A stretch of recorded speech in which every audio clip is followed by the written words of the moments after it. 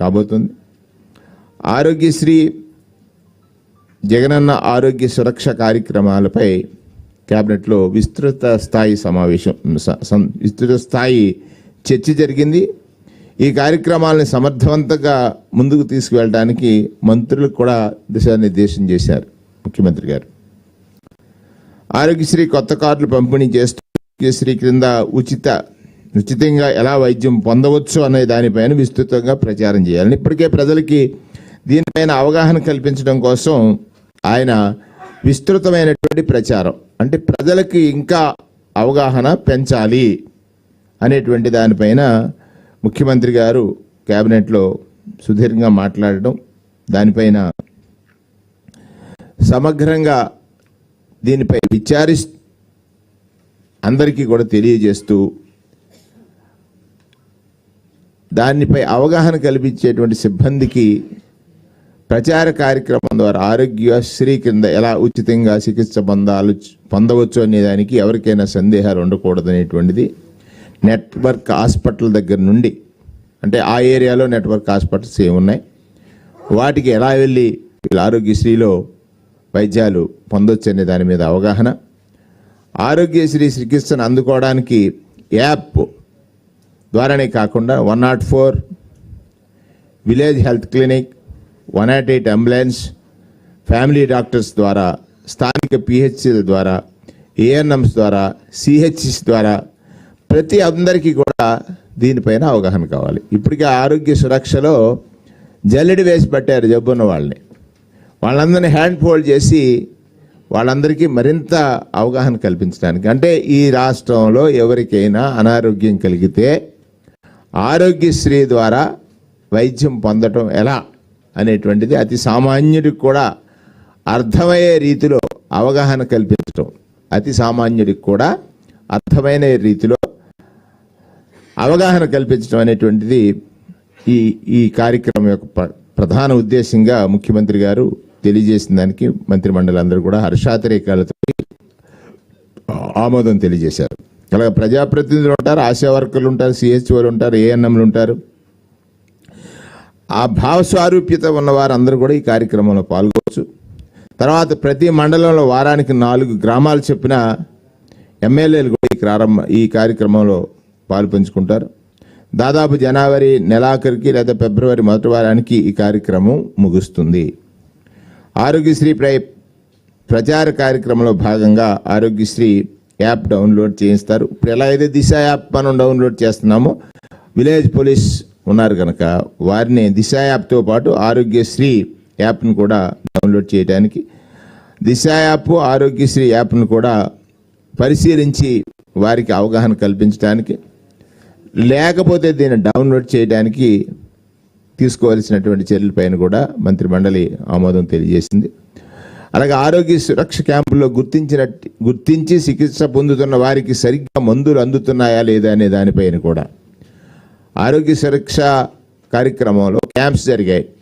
అప్పుడు చికిత్స పొందిన వారికి మందులు అందుతున్నాయా లేదన్న దానిపైన కూడా పరిశీలన చేసి వారికి చేయూతను అందించేటువంటి కార్యక్రమం కూడా చేపట్టాలని, ఆరోగ్యశ్రీ కింద చికిత్స తీసుకుని తిరిగి డాక్టర్ చెకప్ కోసం వెళ్ళాలి అనిపిస్తే ఆరోగ్యశ్రీ కింద చికిత్స తీసుకున్న తర్వాత డాక్టర్ దగ్గరికి వెళ్ళాలంటే వారి రవాణా ఖర్చులకి 300 రూపాయలు చెల్లించేటువంటి విషయాన్ని కూడా మంత్రిమండలి ఆమోదం తెలియజేసింది. డాక్టర్ చికిత్స కోసం 10 రోజులు సంబంధిత ఏఎన్ఎంలకు అలర్ట్ చేస్తాం. అంటే ఎవరైతే ఆ గ్రామాల్లో లేదా ఆ పట్టణాల్లో రోగ సంబంధితులు ఉన్నారో వారు చికిత్సకు వెళ్లాల్సిన అవసరాన్ని కూడా ఏఎన్ఎంస్ ద్వారా అలర్ట్ చేసేటువంటి ఒక కార్యక్రమం. అంటే చూడండి ఇది ఎంత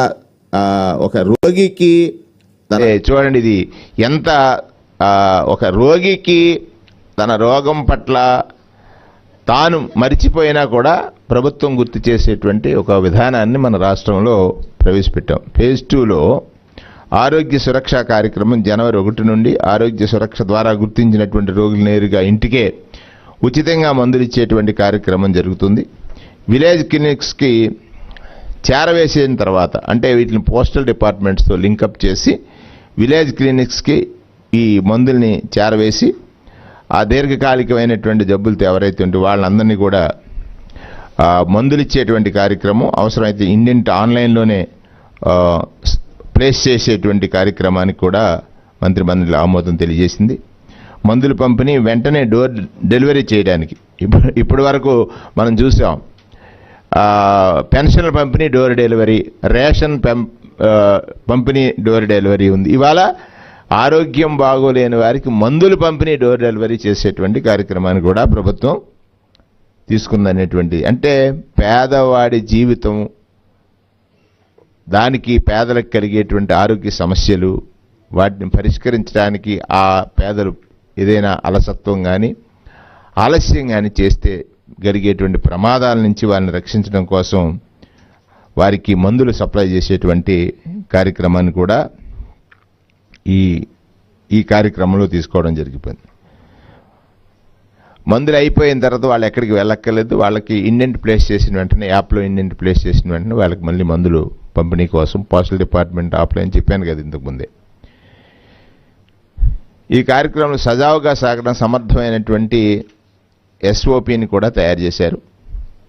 ఇచ్చే మందులు అత్యంత నాణ్యత, మందుల్లో మళ్ళీ నాణ్యతా ప్రమాణాలని చాలా చక్కగా పాటిస్తున్నాం.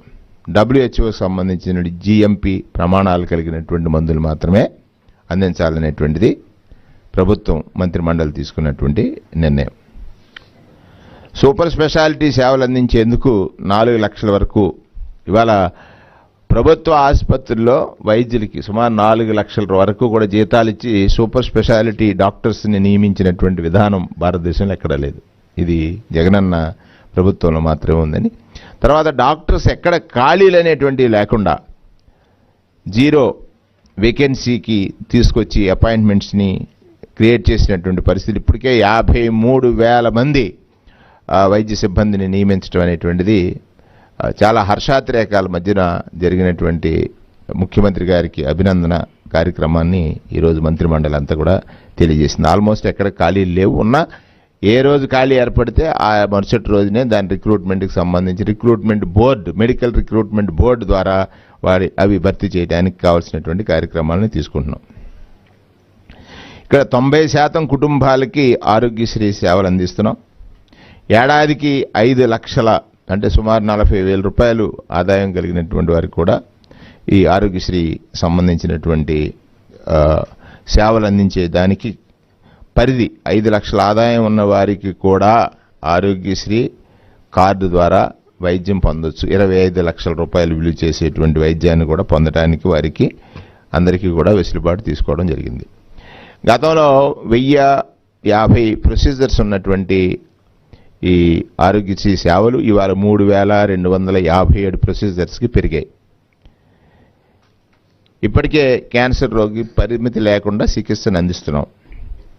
ఇప్పటి వరకు 53,02,816 మందికి ఆరోగ్యశ్రీ కింద చికిత్సకి 11,859.86 కోట్ల రూపాయలు ప్రభుత్వం ఖర్చు చేసింది. 11,859.86 కోట్ల రూపాయలు ఈ ప్రభుత్వం ఏర్పడిన తర్వాత ఖర్చు చేసిన విధానాన్ని కూడా మంత్రిమండలి హర్షాతిరేకాల మధ్య ఆమోదాన్ని తెలియజేసింది. అలా కడప ప్రభుత్వ వైద్య కళాశాలలో 300 పడకలతో సూపర్ స్పెషాలిటీ బ్లాక్ పేదలకు మరింత మెరుగైన అత్యాధునిక వైద్యాన్ని అందించేందుకు వీలుగా నూతనంగా 293 పోస్టులు భర్తీ చేయాలన్న వైద్య ఆరోగ్య శాఖ అధికారుల ప్రతిపాదనకి మంత్రిమండలి ఆమోదం తెలియజేసింది.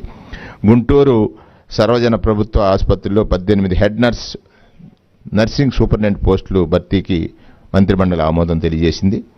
వైద్య ఆరోగ్య రంగంలో మరో కీలకమైనటువంటి నిర్ణయం, రాష్ట్ర వ్యాప్తంగా ఉన్నటువంటి 11 పాత వైద్య కళాశాలలు, అంటే ఇంతకుముందే ఉన్నటువంటి వైద్య కళాశాలల్లో నెఫ్రాలజీ, న్యూరాలజీ, న్యూరోసర్జరీ, మరొకసారి చెప్తున్నాను, నెఫ్రాలజీ, న్యూరాలజీ,